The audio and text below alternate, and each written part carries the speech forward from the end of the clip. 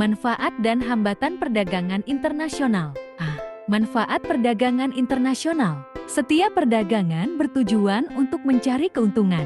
Dalam perdagangan internasional, selain untuk mencari keuntungan, ada beberapa manfaat yang diperoleh sebagai berikut. 1. Setiap negara dapat memenuhi kebutuhan akan barang dan jasa. 2. Setiap negara dapat menciptakan spesialisasi produk, yaitu membuat barang produksi yang khusus yang memiliki ciri khas yang tidak dapat dihasilkan oleh negara lain. 3. Penduduk dari negara yang melakukan perdagangan akan mendapatkan barang dengan mudah dan harga murah. 4. Mendorong kegiatan produksi. Setiap negara berusaha memperluas pemasaran barang hasil produksi. Apabila pemasaran semakin luas, maka produksi dapat ditingkatkan sehingga permintaan terpenuhi. 5. Setiap negara dapat meningkatkan hubungan persahabatan antar negara. 6. Kegiatan produksi dapat meningkatkan hasil sehingga perusahaan bertambah maju dan membuka kesempatan kerja. 7. Pendapatan negara meningkat melalui perolehan devisa hasil ekspor.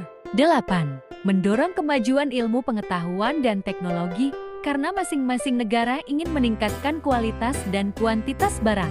9. Mendorong pertumbuhan ekonomi dan menyerap banyak tenaga kerja sehingga dapat mengurangi pengangguran. B. Hambatan perdagangan internasional. Di samping manfaatnya dapat diperoleh dari perdagangan internasional, ada beberapa hambatan yang terjadi dalam perdagangan internasional. Hambatan perdagangan internasional menyangkut harga barang. Luar lebih murah dari hasil produksi dalam negeri. Biaya masuk yang tinggi. Adanya proteksi. Adanya kuota. Adanya peraturan. Dumping, pertentangan politik, dan peperangan. Negeri.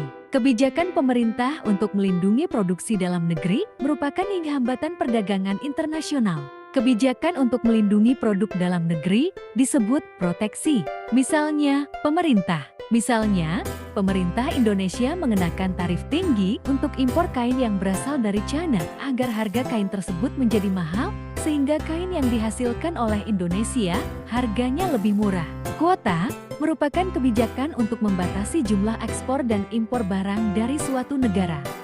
Kebijakan kuota, barang impor tertentu dibatasi dalam jumlah dan volumenya. Contoh, Amerika membatasi kuota tekstil dari Indonesia karena Amerika juga memproduksi tekstil. Tarif, kebijakan pajak atas barang impor dan ekspor.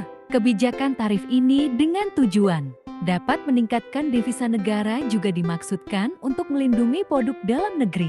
Politik dumping adalah kebijakan menjual barang di luar negeri lebih murah daripada di dalam negeri. Kebijakan ini bertujuan untuk meningkatkan devisa negara.